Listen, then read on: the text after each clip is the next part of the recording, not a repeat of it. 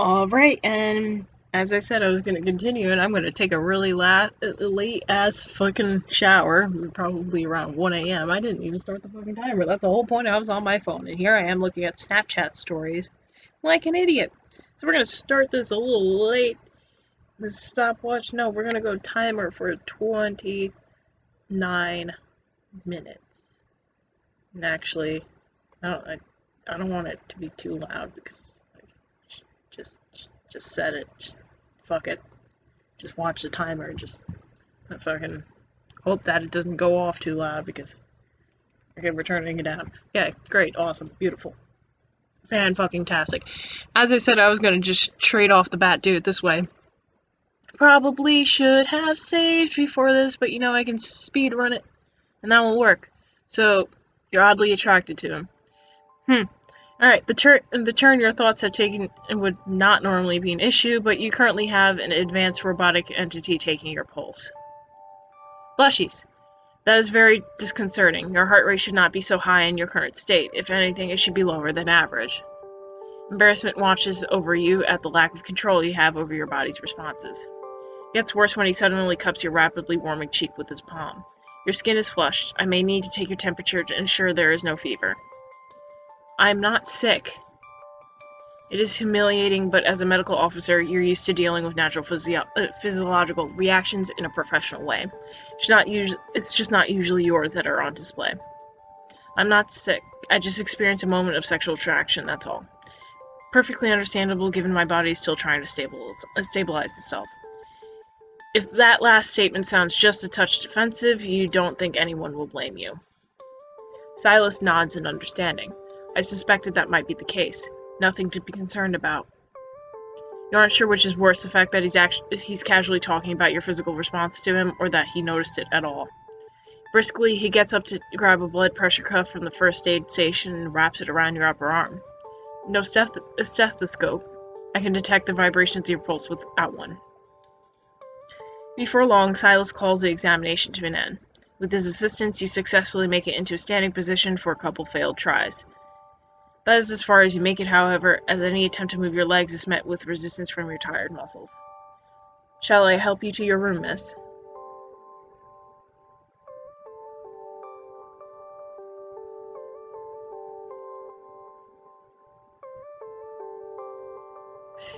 Honestly, I want to be a strong, independent woman, but I know it's unreasonable.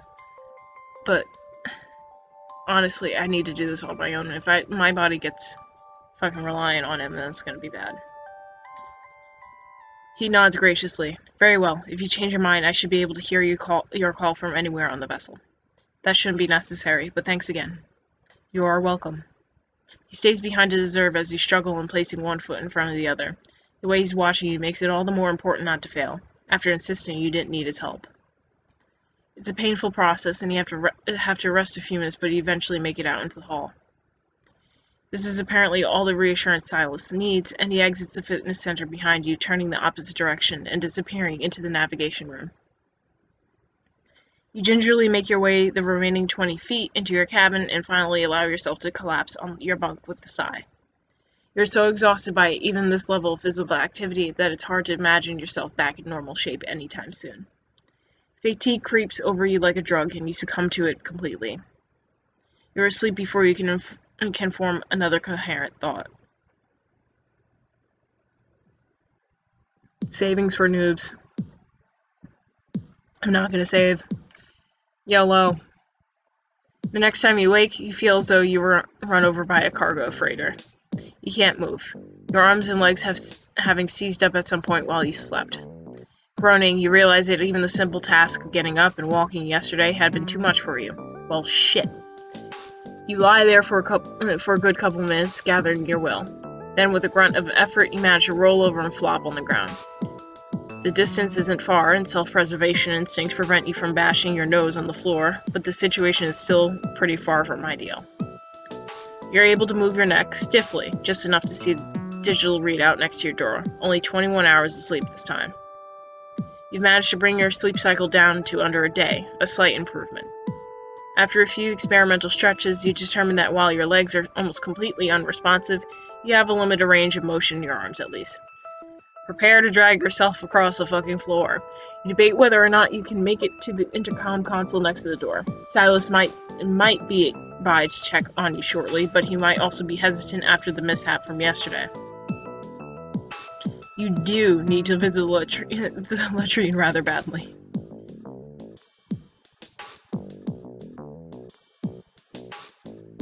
Struggle for the intercom, your bladder can't wait. Lie still. Getting out of the bed was a stupid idea and you could have injured yourself. Yeah. Yes, moving further seems like a physical impossibility anyway, given your current state. As the minutes tick by in silence, you try valiantly to ignore the rising discomfort from your bladder and worry that Silas might not be coming to check on you after all. Finally, just when you consider revisiting the idea of moving yourself, you hear the telltale chime of your door being opened from the outside. Silas enters only to stop in his tracks. Hello. Oh, it's Boo texting me. It's Boo. This can wait. He can wait. He's fine. He can wait a couple seconds. Silas enters only to stop in his tracks once he catches sight of your prone form lying on the floor near your bunk. He blinks, betraying his confusion. You appear to have regressed somewhat, Miss Akuma. This is possibly the understatement of the millennium. May I offer my assistance? You aren't exactly in a position to refuse, so the android helps guide you through a few very painful stretches that would have been impossible to manage on your own. You should be able to walk off the remaining stiffness. You can't help it. The thought of walking on your own has you shooting him a panicked look.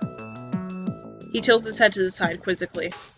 I shall help you get to the food dispensary.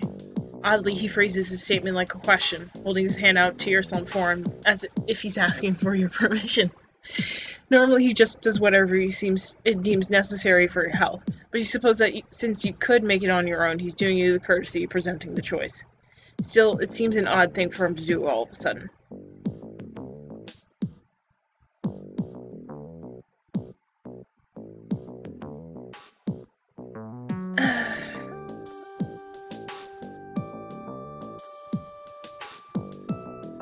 Strong, independent woman.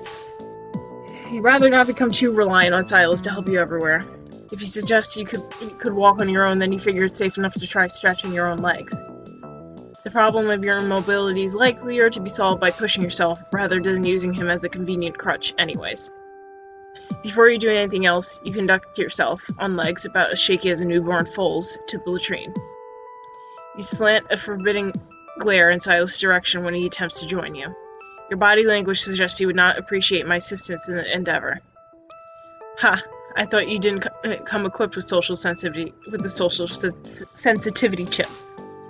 He nods, looking slightly disconcerted.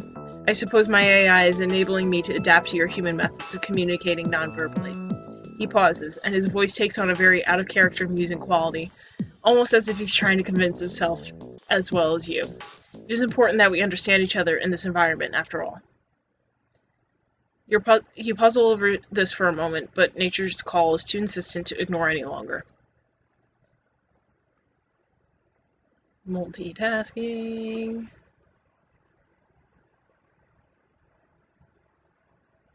Sorry, messaging people.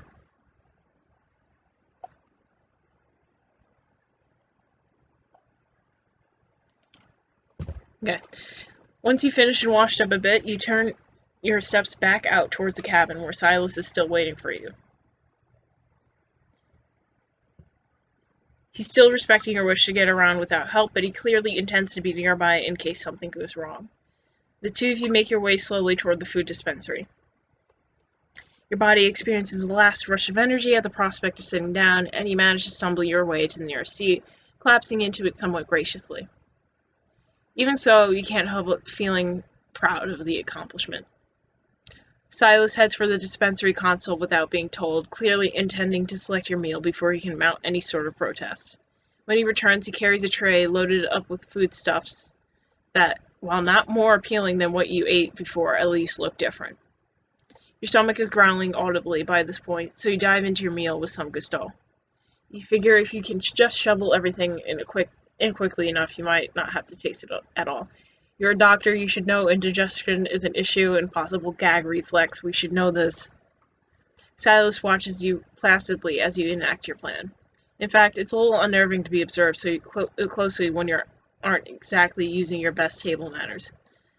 A bit discomfited, you ignore him as best. Ask him what he planned for. Oh, okay, we're gonna ask him.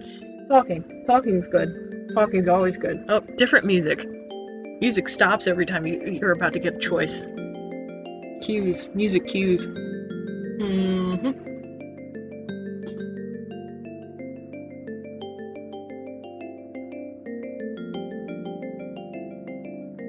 Go to sleep, Marcus. Go to sleep. You don't sleep. I don't sleep. Go to sleep. You clear your throat, struggling to swallow a bit of dried bread that refuses to go down. Has it? With what? Okay, you clear your throat. Okay, moving on. So I assume we'll be starting physical therapy today then. What are we going to do first? We'll be starting at the lowest level of impact possible to prevent any further muscular deterioration. Once I'm certain we can continue without injuring you, we will steadily increase the intensity until you're back at optimum health. You wait, but no additional information appears to be forthcoming. Your breath huffs out a sigh in exasperation. You just gave me the broadest definition possible of what we'll be doing. I worked in the medical field, you know. I already have a general knowledge of what goes on in a typical therapy session. Your fork stabs through a piece of meat, drenched in sauce with enough vigor to demonstrate your frustration. Silas's gaze does not drop from yours as he listens. The gesture was likely wasted on him, and realizing it, you sigh. I was hoping to hear the specifics. I have no objection to explaining the particulars at a later time. For now, however, he gestures down at the very full tray in front of you. You should really focus on consuming as much as you can, Miss Kuma. Your caloric intake is of vital importance if we are to get you back into satisfactory physical health. The conversation is apparently over. Any attempts to talk to him further are met with polite redirections toward getting you to eat more instead. He doesn't like talking. Let's fully point this out, that he does not fucking like talking. Once you are finished eating, he cleans up the same way he did before and conducts you smoothly over to the fitness center. Inside the room, he hesitates, turning to face you. We should begin with a thorough evaluation. I will need you to go through a series of motions so that I can determine your current level of strength, flexibility, and coordination. It will likely be very tiring for you, and you may be alarmed by how quickly the fatigue sets in. Do not be. Silas doesn't seem all too comfortable trying to offer you comfort. He clasps his hands behind his back firmly, as if he's afraid you might ask for a hug or something. His tone also managed to sound even more dry and clinical than usual. Your awakening from cryosleep was unfortunately abrupt due to the fact that we used the pod under emergency conditions. Your brain is still fighting the effects. In a normal awakening, you would be walking with only minimal stiffness by now, but as it is, you will likely find yourself sleeping quite a bit until your body remembers how to expend energy efficiently. You nod only with his words. Yes, I suspected that would be the case. There's a reason we don't use those outdated models anymore. Indeed. Taking one of your hands in each of his, Silas leads you to the open area in the center of the room. He drops his gentle grip as soon as you are situated and turns to retrieve a simple folding chair from the side of the room. When he sets it up behind you and gestures for you to sit, you gladly do so. Silas moves in front of you, kneeling, and takes one of your feet in his hand. Music has fucking stopped. Incoming choice in incoming situation. That's more than likely going to be weird. He then starts to remove the boot. Yep. It feels startlingly intimate, like a man pampering his lover after a hard day of work. Once it's off, he cradles the heel of your foot in his hand, and you're suddenly struck with how long his fingers are. They curve delicately up and around the side of your ankle, warm as a human's, but jet black in color. For your first exercise, we will lift your heel off my hand by 2 inches and hold it in the air above as long as you feel comfortable. Begin. Taken aback by his straightforward approach, you comply without bracing yourself. It's not at all comfortable, and your leg immediately starts trembling. You try to use your core muscles to no avail, and before even 3 seconds have gone by, you're dropping your heel back into Silas's hand. The relief is immediate, and you audibly sigh. A human therapist might have expressed disappointment or encouragement over your less than impressive first attempt, but thankfully your android keeps his thought to himself. He calmly switches feet, removing your opposite boot.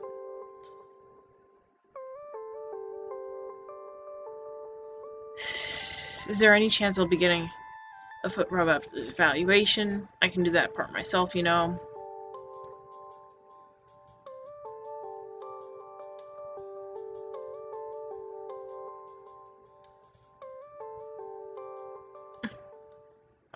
Just say nothing. Move on. You're repeating the exercise on the other leg. You and Silas work through your various muscle groups one after another. At the end, he takes your heart rate and checks your blood pressure. We will need to adjust your diet once again. You're too out of breath to argue or ask any questions. It seems like every muscle in your body is well on its way to seizing up. As if sensing this, it wouldn't surprise you to find out he actually can sense it somehow. Silas swiftly guides you through a series of cool-down stretches. You feel a bit silly doing a full cool-down routine when you know you didn't do anything more difficult than lifting your legs, but Silas insists that this, more than anything, will help you with stiffness and cramps. When it's over, you wobble back to the chair and plop down while Silas fetches you some water to drink with your first dose of pain meds. I'd like to check your heart and respiratory rates one last time before you return to your cabin, miss. It should only take a moment. You sway in your seats slightly, trying to keep control over your tired body and not quite succeeding. In fact, the longer you sit, the more your posture slumps against your will. Excellent. We are finished for the day. He extends a courteous hand to help you up, but you can only take it with a distressing amount of effort. When he attempts to get you to stand, it becomes clear that your legs will not be moving at all for the rest of the day. They are quite simply done. Story of my life. His facial expression shifts and he looks at you with apologetic eyes. I'm afraid there is no choice, Miss Akuma. I'm sorry, but I will have to carry you now. With only that to serve as a warning, the android smoothly bends over and lifts you without missing a beat. His arms support you in a position that you're fairly sure only a very, very strong human would be able to manage. One of them rests in the center of your back between the shoulder blades so that you can remain upright with minimal effort on your part. The other is beneath the bend of your knees, and once again, I knew it, you find yourself noticing those long fingers of his. I'm not surprised. Honestly, that's called the bridal carry. We all know this. Oh, the drawing is so cute. I love it. I love it. It's so adorable. He carries you bridal style down the hall, taking care not to jostle you too much or bump into doorways. Hoping to support at least a tiny bit of your own weight, you're able to get your arms around his neck with some effort. Because you're already looking his way, you're able to catch the abrupt shift of his gaze towards you. His steps were unhindered to begin with, but it seems like they slow down even further at your touch. You feel his shoulders tense slightly.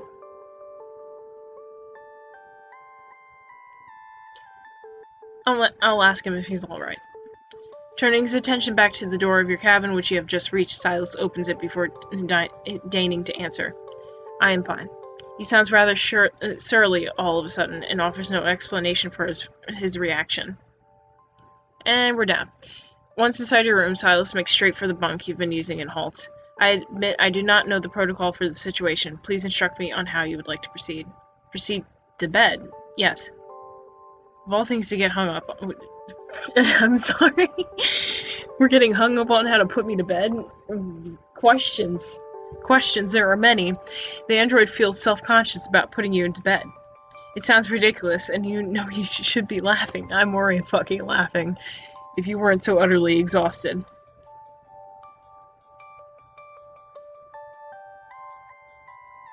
Don't. Just put me under the covers if you can, please. I appreciate the help.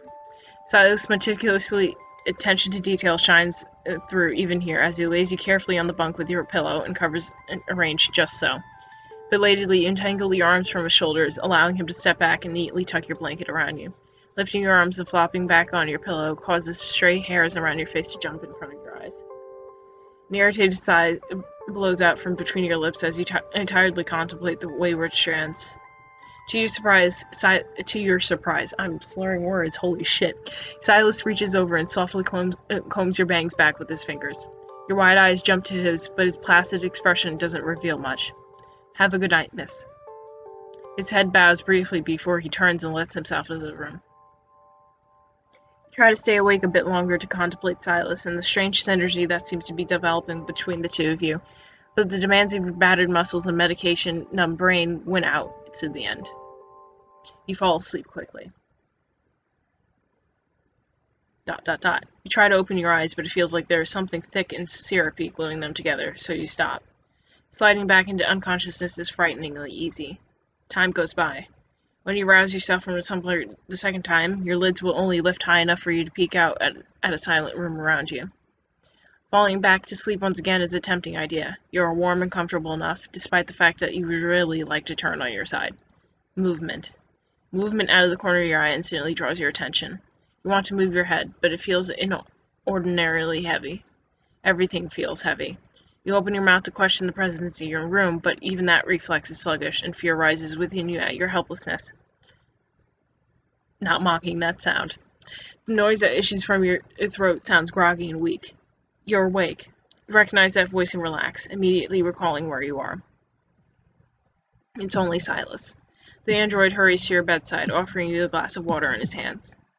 Of course you are awake, as it is logical of me to state the obvious. My apologies.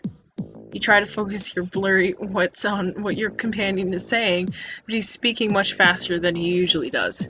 I grew concerned when he slept through the last 24-hour cycle. I decided to abandon my post in navigation from where you... I decided to abandon my post in the navigation room when you continued to sleep upwards of 30. He admits to leaving his post with slight downcast eyes, as if he's still halfway ashamed of himself for neglecting his duties. You imagine that it's a very serious thing for an android to confess.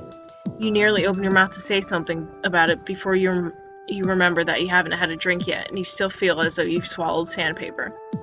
Hearing you attempt to speak, Silas moves quickly to support your head, helping you sip water from the glass in a tiny, slow sips. Sitting up at even a slight incline causes your spine to tingle with discomfort. It doesn't hurt, but you have no doubt that it would change the minute you try to exert yourself any further. Drinking helps soothe away this hoarseness in your throat, and when you speak, it's only a little more gravelly than usual. What happened? Silas does not answer you for a long moment. In fact, you start to suspect he won't answer your question at all, as he seems completely absorbed in the task of assisting... Oh, my laptop's loading. Hello. Of assisting to drink water. Once you fully drain the glass, he finally speaks in a low, nearly inaudible tone.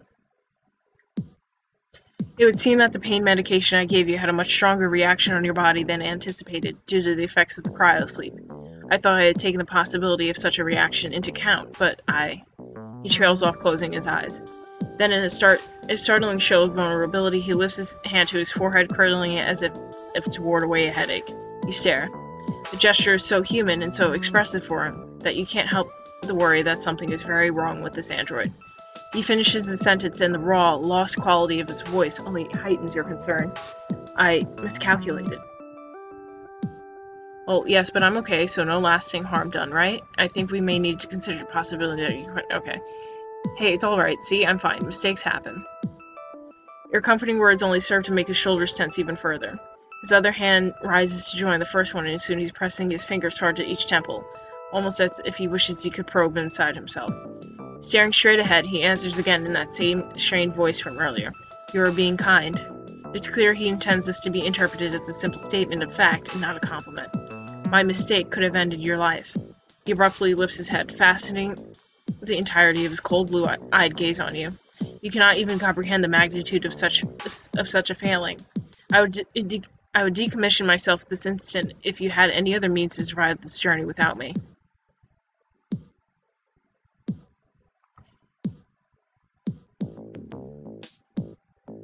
Silas, I'm not saying you didn't mess up, but decommissioning yourself is too much. His eyes dart back and forth between yours, searching for something. Truth, perhaps. Like I said, I'm fine. But if it makes you feel better, just do what humans do and learn from your mistakes. I can't ask any more from you than that.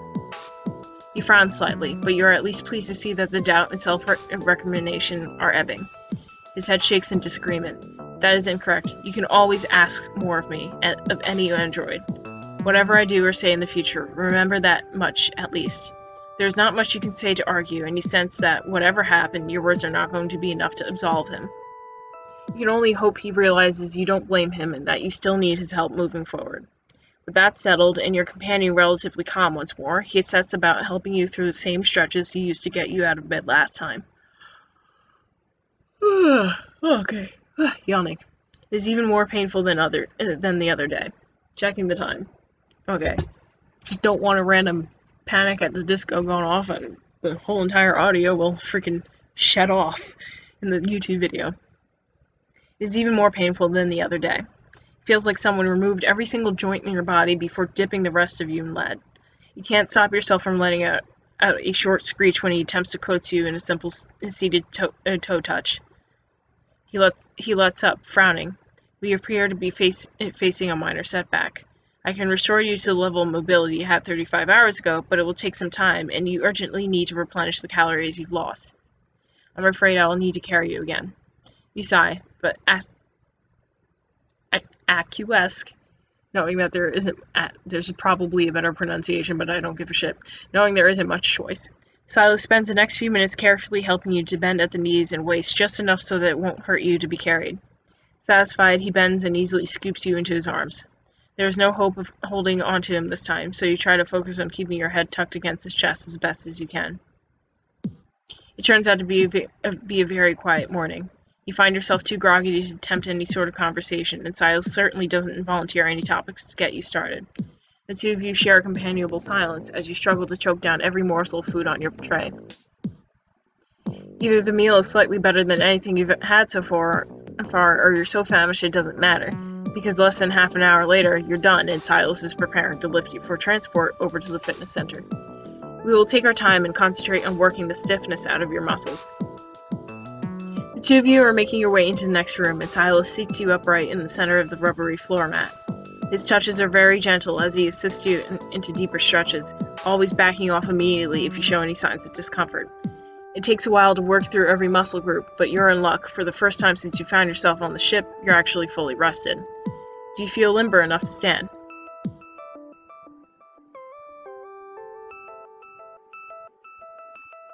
Okay, use his outstretched arm. Yes, I think I am. Slowly, you get one knee beneath you and shift your weight upwardly. Whoa, dyslexic moment. Shift your weight upward, partially onto Silas. His strong, solid form doesn't budge in the slightest, comforting you with its stability. Excellent. Take a moment to ground yourself. Once you feel balanced enough to shift your weight a little, Silas guides you through several slow impact exercises. They're a little more than rotations, really designed to warm up the joints and loosen the muscles. Speaking of joints and muscles, my freaking shoulder's tight. Oof. In your condition, they're about all you can handle. Huh. Jesus Christ.